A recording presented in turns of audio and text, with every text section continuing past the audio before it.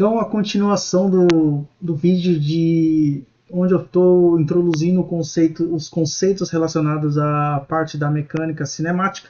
Então, nesse vídeo, eu gostaria de retomar o que eu parei na última aula. Eu vou falar sobre o movimento circular uniforme e também da última aula ficou uma relação que calculava a altura máxima, que era a altura que um objeto em lançamento oblíquo atinge, né, a altura máxima, onde ele tem a sua velocidade no topo igual a zero. Eu fiquei devendo a demonstração de uma fórmula, mas foi um erro bem simples, mas já entendi o que aconteceu. A relação era essa, né? Então calcular qual que era a altura máxima do objeto no topo quando ele tem uma velocidade igual a zero. Era só continuar substituindo essa relação aqui, ó. Então era V0 vezes T. Tempo de subida é igual a velocidade inicial vezes o seno de θ dividido por G, que é a gravidade. Então, se você substituir nessa relação aqui, ó, essa relação aqui, deixa eu selecionar essa relação, você consegue determinar exatamente quanto que é a altura máxima. Então, substituindo o tempo de subida, eu vou tirar isso aqui. O tempo de subida, quanto que é? Exatamente esse valor aqui, que é o que eu estou substituindo no lugar do T. Tempo de subida já temos, é esse aqui. Substituindo aqui e também substituindo nesse T aqui, o que você tem? Você tem V0 ao quadrado, seno ao quadrado de θ sobre G ao quadrado. Então, essa relação ela é bem simples. Então, só você simplificar aqui, vai ficar G. Então, vai ficar V0 seno de θ ao quadrado menos meio de V0 seno de θ ao quadrado dividido por G. Então, se você fizer a subtração aqui, você vai encontrar exatamente essa relação, que é a posição ou a altura máxima do objeto, que é o que a gente estava querendo demonstrar. Tá? Então, a relação que determina qual que é a altura máxima, ela depende da velocidade inicial do objeto, a velocidade total, inicial, não somente. Aqui não é só a componente, é a velocidade total. O seno do ângulo e a gravidade. Então, dando continuidade, nesse exercício eu vou falar sobre a parte de movimento circular uniforme e fazer toda aquela descrição, né, desde da parte do momento em que eu preciso definir as grandezas que caracterizam o movimento. No caso aqui, eu tenho deslocamento angular. Quando eu estava trabalhando com movimento uniforme, eu trabalhava com deslocamento retilíneo. Nesse caso aqui, eu tenho que trabalhar com deslocamento angular. Então, como é que eu faço para calcular o deslocamento angular? Eu preciso de medidas de ângulo. Esse gráfico aqui do lado mostra exatamente a descrição física do movimento, né? Então, se eu tenho uma partícula que ela parte dessa posição aqui, qual que é a posição inicial? A gente vai caracterizar por θ. θ0. θ medida de ângulo. θ0 quer dizer que ele parte de um ângulo. Eu coloco o zero referente ao ponto em que é da onde que eu começo a medir o tempo.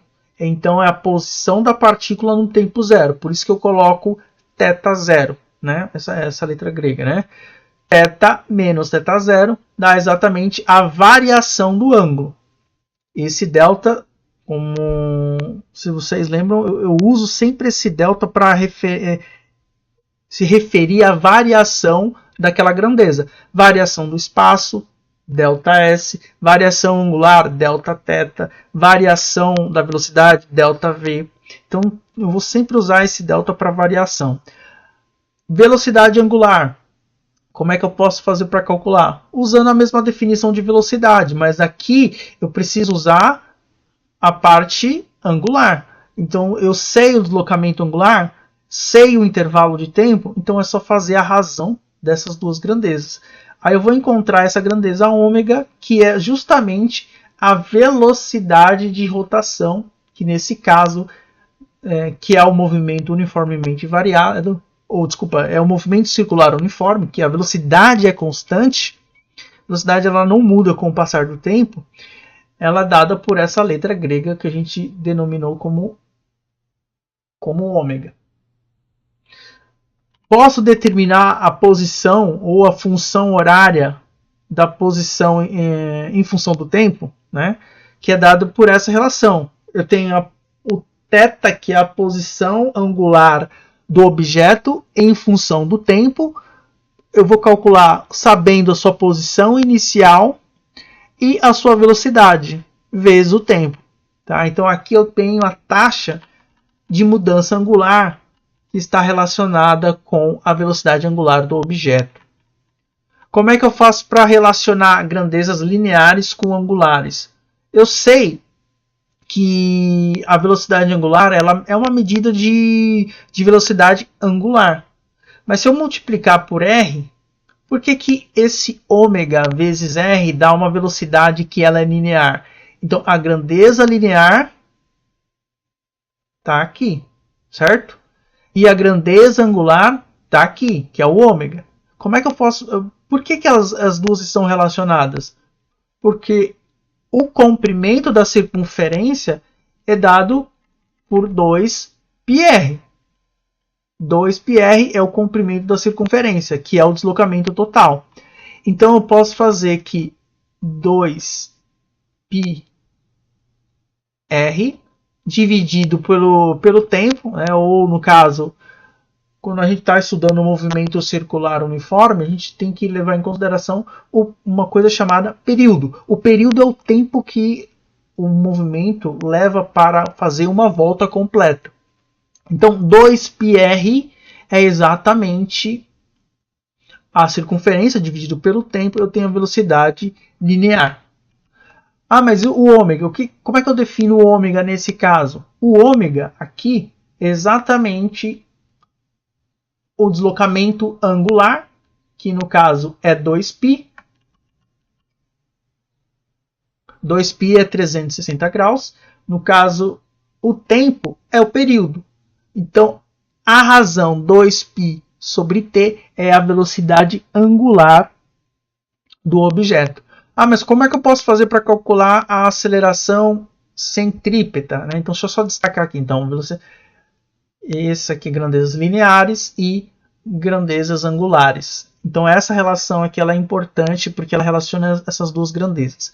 A aceleração centrípeta, ela trabalha justamente o ponto em que é uma aceleração que ela aponta para o centro da curva. Vamos voltar nessa imagem aqui que ela é bem interessante. Ó. Nessa curva aqui, a aceleração sempre aponta para o centro. Então, o centro da trajetória é esse ponto aqui.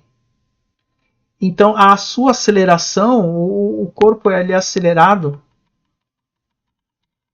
sofre uma aceleração que a gente chama de aceleração centrípeta, né? Está em direção ao centro. E é dado por essa relação v² sobre r igual, ou você pode também, sabendo a velocidade linear, você pode calcular a aceleração centrípeta. Ou sabendo a aceleração angular, você também pode calcular essa aceleração centrípeta. Basta fazer velocidade angular ao quadrado vezes r, você tem a aceleração centrípeta. Tá? Esse w² aqui, ele vem justamente do ponto de você substituir aqui, ó, tá? Substitui esse v aqui, ó. Aí você vai ver que o w vai ficar ao quadrado, né? O ômega ao quadrado vezes r. Como tem um r aqui embaixo, você vai simplificar um r em cima e um r embaixo, vai ficar ômega² vezes r. Agora vamos estudar a fundo como é que é a posição do objeto no movimento curvo, né? No movimento circular uniformemente variado. Qual que é a posição angular? Né? Então, sabendo a sua velocidade angular, sabendo a aceleração, eu posso determinar essas outras grandezas. Tá? Assim como a gente fez no movimento uniforme, mas agora a gente só está trabalhando no movimento circular. Velocidade angular, como é que eu posso caracterizar? Taxa de mudança de velocidade, que é delta W, dividido pelo intervalo de tempo. Lembra? O quanto que a sua velocidade angular está mudando por unidade de tempo. Essa é a característica de uma grandeza que a gente define como aceleração. Função horária da posição. Depende. Função horária da velocidade. Como é que você pode calcular? Sabendo a sua velocidade angular inicial, mais a aceleração angular vezes o tempo.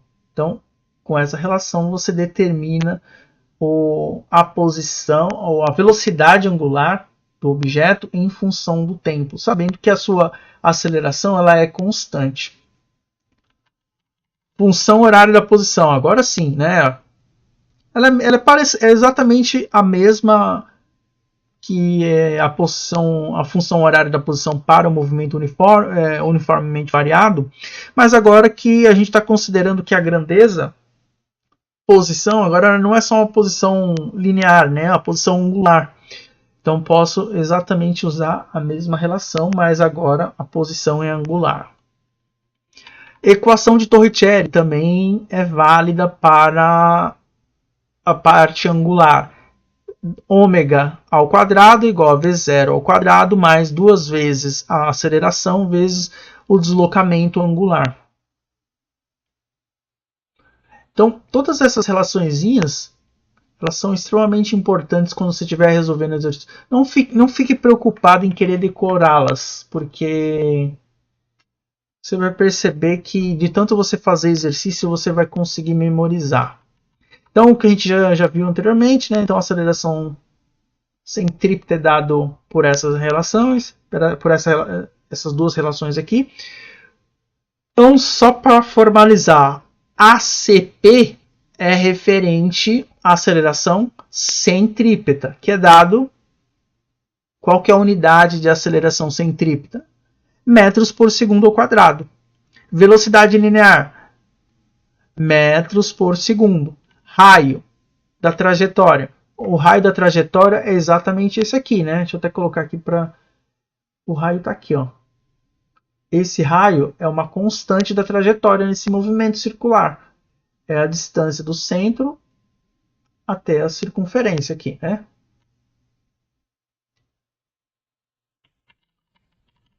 Que é o raio da trajetória dado em metros. Velocidade angular, radianos, que é a unidade de ângulo, radianos por segundo.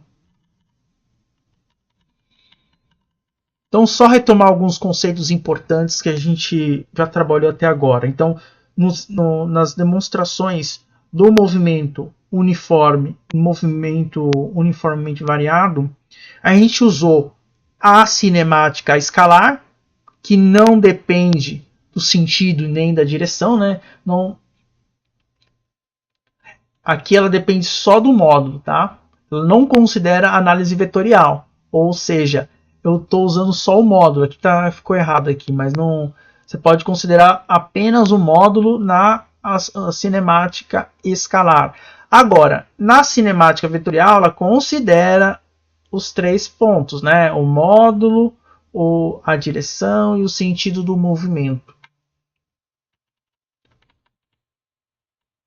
Isso aqui é só uma retomada dos conceitos que a gente já trabalhou no vídeo anterior, né? Movimento uniformemente variado, a velocidade ela é constante,